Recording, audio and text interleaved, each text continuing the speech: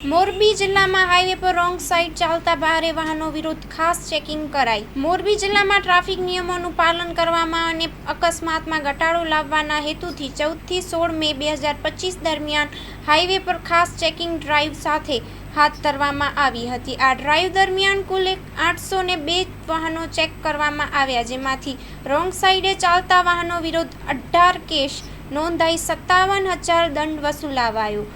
Number plate વગરના વાહનો વિરુદ્ધ 15 કેસ, માલ સામાન સાથે તાલપત્રી વગરના વાહનોની વિરુદ્ધ 21 કેસ, વધુ ગતિ અને રોંગ સાઈડના ગુનાઓ માટે BNS કલમ 281 હેઠળ 20 ગુના નોંધાયા। અડચણરૂપ પાર્કિંગ માટે BNS કલમ 285 હેઠળ 33 ગુનાઓ નોંધાવાયા।